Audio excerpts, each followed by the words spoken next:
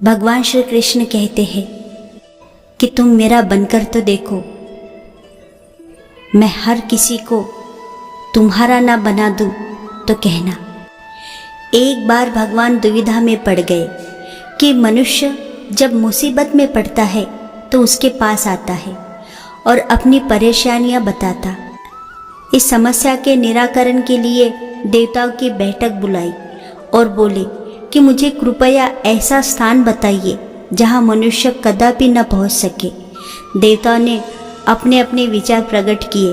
किसी ने हिमालय पर्वत, किसी ने महासागर, तो किसी ने अंतरिक्ष में चले जाने को कहा। अंत में सूर्यदेव बोले, प्रभु आप मनुष्य के हृदय में बैठ जाइए। मनुष्य बाहर आपको ढूंढने में उलझता रहेगा, पर वह यहाँ आपको कदापि न तलाश करेगा। ईश्वर ने ऐसा ही किया और मनुष्य के हृदय में जाकर बैठ गए।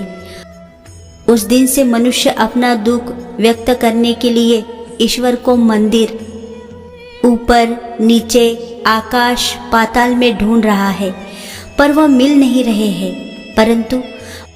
परंतु मनुष्य कभी भी भजन सिमरन करके अपने भीतर हृदय रूपी मंदिर में बैठे हुए ईश्वर को नहीं देख पाता। जब देख लेगा तो सब दुख दूर हो जाएंगे और 84 का फेरा खत्म हो जाएगा। हमारी अपनी ही सांसें कब हमारा साथ छोड़ दे, कोई भरोसा नहीं, कोई गारंटी नहीं। भोजन का ग्रास भी कई बार हाथ में ही रह जाता है या मुंह के अंदर ही रह जाता है और प्राण पखेरु उड़ जाते हैं। एक पैर गाड़ी के अंदर होता है और दूसरा बाहर ही रह गया। इतने में ही जिंदगी साथ छोड़ जाती है। जिस उद्देश्य के लिए परमात्मा ने हमें यह मनुष्य चोला बख्शा है, क्यों ना हर सांस उस उद्देश्य को ध्यान में रखकर अधिक से अधिक समय परमात्मा के लिए भजन सिमरन में ही लगाए। भगवान तुम्हारा भला करे। भगवान हे श्री कृष्ण आयो शरण तुम्हारे। जय राधे कृष्ण। बहुत छोटी सी कहानी है। एक बार राजा जनक घूमते घूमते उन रूहों के पास पहुंच जाते हैं जिन्हें बहुत ज़्यादा दर्दनाक यातनाएं दी जा रही थी। राजा जनक उनके ऊपर होते हुए जुल्म से ही दुख होकर धर्मराज से बोले, यमराज क्या इनके कर्मों का कोई समाधान हो सकता है? धर्मराज बोले, हाँ हो सकता है। यदि कोई व्यक्ति अपने 2.5 घंटे का भजन सिमरन इन रूहों को दे दे तो इनके सभी कर्मों का भुगतान हो सकता है। यह सुनकर राजा जनक बोले, मैं अपने 2.5 घंटे के भजन सिमरन का फल इन रूहों को देने को तैयार हूँ। यह सुनकर धर्मराज ने तराजू मंगवाया और राजा जनक से बोले, एक तरफ मैं रूहों को रखता हूँ और दूसरी ओर आपके 2.5 घंटे के भजन सिमरन को रखता हूँ। जैसे ही तराजू के एक तरफ एक पल किया हुआ भजन सिमरन को रखा और दूसरी तरफ रूहों को रखा, प्रारंभ किया तो सारी की सारी रूहें एक ही बार में अपने पाप कर्मों से मुक्त हो गई। इसीलिए कलयुग में मालिक ने 2.5 घंटे के भजन सिमरन का बहुत ही सरल समाधान बताया है, जो हमें नित प्रतिदिन करना चाहिए, जिससे हमारे दुखों का समाधान हो सके। आंखें संसार की हर चीज़ देखती है, मगर आँखों के अंदर कुछ चला जाए तो उसे नहीं देख पाती है। ठीक उसी प्रकार मनुष्य दूसरों की बुराई तो देखता है, पर अपने भीतर बैठी बुराइयां उसे दिखाई नहीं देती। तपस्या अगर पार्वती की थी तो प्रतीक्षा शिव की भी रही होगी। आँख में आंसू सीता के थे तो तड़प राम की भी रही होगी।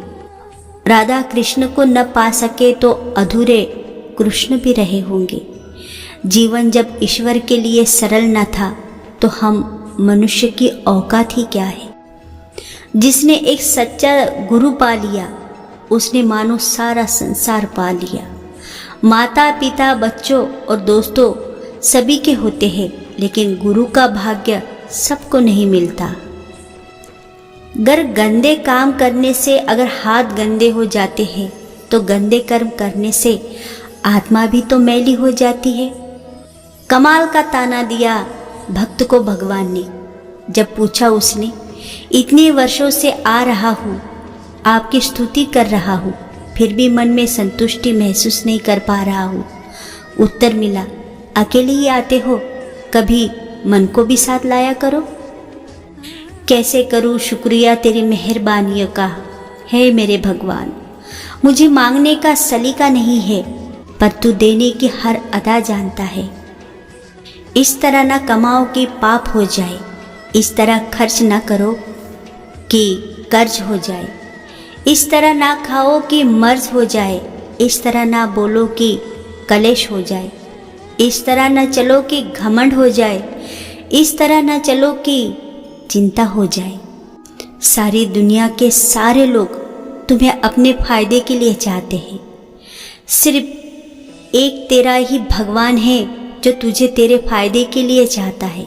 भगवान सिर्फ वहाँ नहीं है जहाँ हम प्रार्थना करते हैं, भगवान वहाँ भी है जहाँ हम गुनाह करते हैं।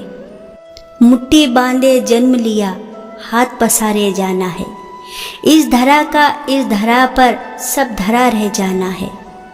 तू ही चलता है, तू ही चलाएगा, हर मुश्किल से भगवान तू ही बचाएगा। क्यों डरे हम किसी भी तूफान से, हर तूफान से हे श्री कृष्णा तू ही पार लगाएगा। ये विश्वास है हमारा, कोई हिला नहीं पाएगा। यदि ईश्वर पर भरोसा करना है तो भक्त प्रहलाद की तरह करो। हमारे दिखावे और चढ़ावे की ईश्वर को ज़रूरत नहीं है। मानो तो वो सदैव हमारे साथ है, और न मानो तो कहीं भी नहीं है। कर्मों की आवाज़ शब्दों से भी ऊंची होती है। दूसरों को नसीहत देना तथा आलोचना करना सबसे आसान काम है। सबसे मुश्किल काम है चुप रहना और आलोचना सुनना। यह आवश्यक नहीं कि हर लड़ाई जीती ही जाए, आवश्यक तो यह है कि हर हार से कुछ सीखा जाए। कर्म वो फल है जिसे इंसान को हर हाल में काटना ही पड़ता है। इसीलिए हमेशा अच्छे बीज बोए ताकि फसल अच्छी हो। जिंदगी एक बार मिलती है, बिल्कुल गलत है। सिर्फ मौत एक बार मिलती है। जिंदगी हर रोज मिलती है, बस जीना आना चाहिए। कोई दूसरों की थाली में से छीन कर खाने में अपनी शान समझता है, कोई अपनी थाली में से दूसरों को निवाले खिलाकर संतुष्ट होता है। सारा खेल संस्कारों, समझ और मानसिकता का है। लेकिन एक बात तो तय है कि छीन कर खाने वाले का पेट नहीं भरता और बांट कर खाने वाले कभी भूखे नहीं रहते। इस दुनिया में आए हो तो यह हुनर भी सीखना होगा। सिर्फ दुश्मनों से ही नहीं, अपनों से भी संभल कर रहना होगा। एक व्यक्ति ने फकीर से पूछा कि उत्सव मनाने का बेहतरीन दिन कौन सा है। फकीर ने प्यार से कहा कि मौत से एक दिन पहले। व्यक्ति कहता है, मौत का तो कोई वक्त नहीं। फिर फकीर ने मुस्कुराते हुए कहा, तो जिंदगी का हर दिन आखिरी समझो और जीने का आनंद लो। अगर आप अपने जीवन में किसी को दुखी करते हो तो समझ लेना सब कुछ आपको ब्याज के साथ वापस मिलेगा। यही विधि का विधान है। अपने शब्दों के उपयोग पे ध्यान दीजिए, क्योंकि लाठी या हथियार के प्रहार से केवल हड्डियां टूटती है, परंतु शब्दों के प्रहार से अक्सर रिश्ते टूट जाते हैं। यदि तुम्हारे अंदर खुद को बदलने की ताकत नहीं है तो तुम्हारा कोई अधिकार नहीं कि तुम भाग्य या भगवान को दोष दो। कहाँ टीकना है, कहाँ अटकना है और कहाँ छटकना है, ये पता चल जाए तो जीवन में कभी भटकना नहीं पड़ेगा। बाजार में बड़ी आसानी से सब कुछ मिल जाता है, लेकिन ना तो माँ जैसी जन्नत मिलती है और ना ही बाप जैसा साया। विज्ञान कहता है कि जीभ पर लगी चोट सबसे जल्दी ठीक होती है, लेकिन ज्ञान कहता है कि जीभ से लगी चोट कभी ठीक नहीं होती। जब भी जिंदगी में संकट आता है तो सहन शक्ति पैदा कीजिए। जो सहता है वो रहता है। ईश्वर की शरण में निस्वार्थ भाव से जाए, क्योंकि आपको क्या चाहिए उन्हें पता होता है। जीवन में कभी सुख आता है, कभी दुख आता है, कभी लाभ होता है, कभी हानि होती है। इसीलिए ईश्वर को कभी ना छोड़े।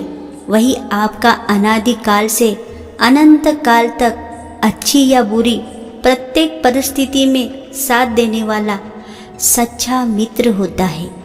हे राधे कृष्ण। जय श्री कृष्ण, जय श्री कृष्ण, जय राधे कृष्ण, जय राधे कृष्ण, जय राधे कृष्ण। दोस्तों, अगर आपको वीडियो अच्छी लगी हो तो प्लीज़ लाइक, शेयर और सब्सक्राइब ज़रूर कर दीजिएगा। हरे कृष्ण, हरे राधा।